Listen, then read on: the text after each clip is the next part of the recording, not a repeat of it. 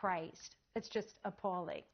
Well, to discuss, Executive Council of Australian Jewry co-CEO Alex Ryvchin joins me now. Alex, great to see you again. Now, these are some of the people who marched on Sunday, yet media outlets and politicians are saying that it wasn't offensive to the Jewish community and that it was peaceful protest for humanity. What's your response to this?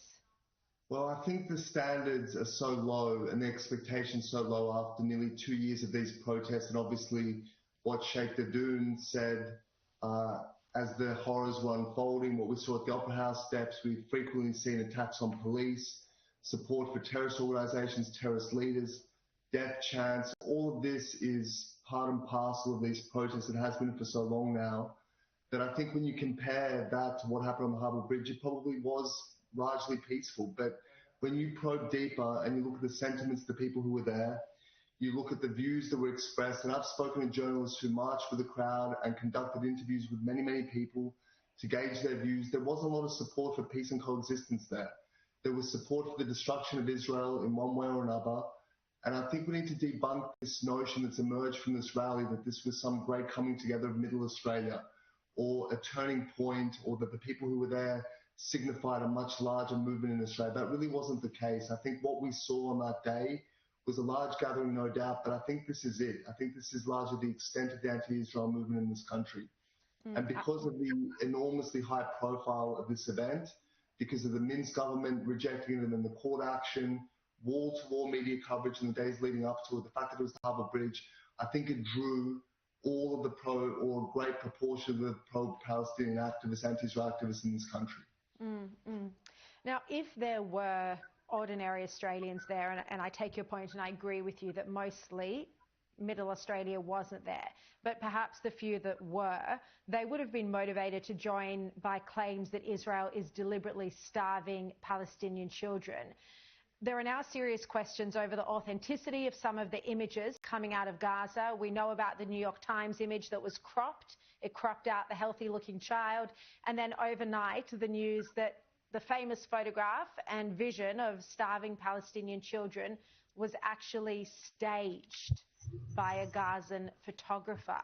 So, and we can look at that there. That's it being staged there. And it was on the cover of Time magazine. I mean, Alex, in some cases, it seems the truth has been replaced by propaganda.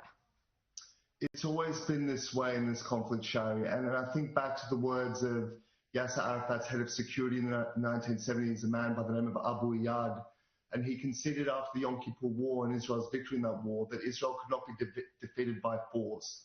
But he said that if we can change public opinion in the West, the collapse of Zionism is just a matter of time. And this sort of carefully calibrated propaganda, time and time again, is really the key currency of this propaganda war. We saw it during the Second Intifada when there were, again, huge hyperbolic claims of massacres in Jenin, of over 500 people killed, when it turns out there were 25 people killed. And these lies are rampantly picked up by compliant NGOs, by UN agencies, by supine journalists who don't question the facts and accept this narrative uncritically. And it feeds into this view of Israel being absolutely evil, which then, of course, affects relations with Israel and perceptions of the Jewish community around the world. And Israel is then put in an impossible position because no matter what it does, it is maligned and slandered and villainized in this way. But I think there comes a point where Israel has to say, to hell with what the world thinks.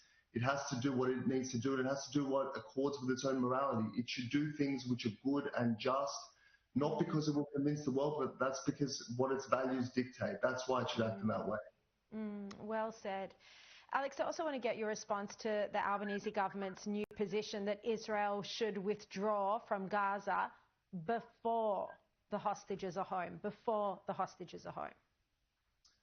I have to think that the Foreign Minister misspoke or was perhaps mischaracterized in what she said, because there's no conceivable way that the government could have shifted in its policy away from a ceasefire to now saying that Israel should unilaterally withdraw from Gaza and the war in reliance on what? On the goodwill of Hamas to then release the hostages? I mean, that's a delusion. It's a fantasy, which, again, I can't hold to be the view of this government. That would just be absurd to the extreme. But I do agree with Penny Wong's words that the best way to get the hostages home is through a diplomatic outcome. And I think we've seen over the course of the war that ceasefires have offered the best prospect of getting as many hostages home as possible, and that's what we want to see.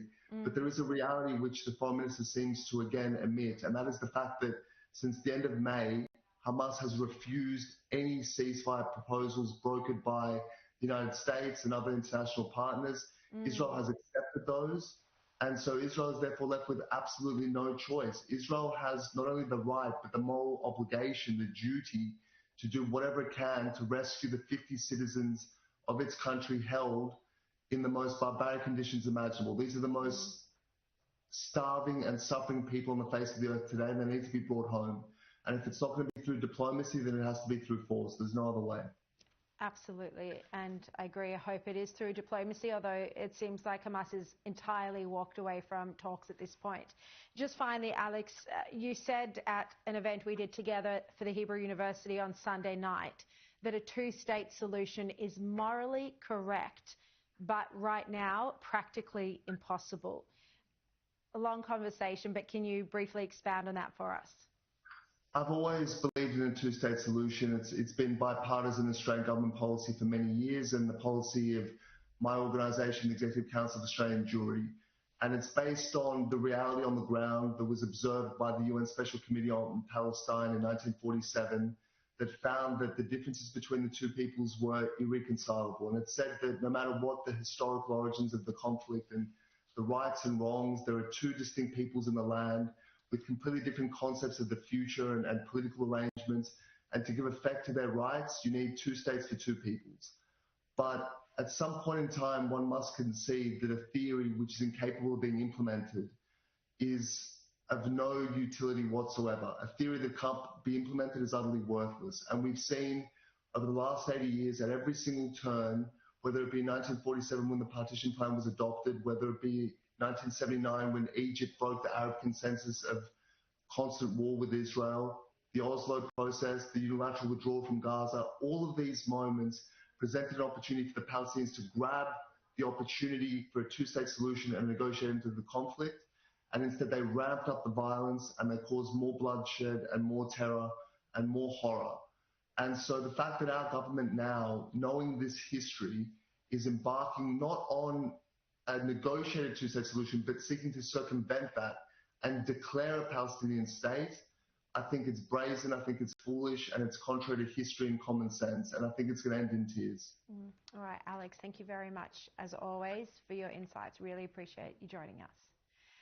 Still to come, Labor prepares to hand over original content of artists and creatives to big tech. This is sparking a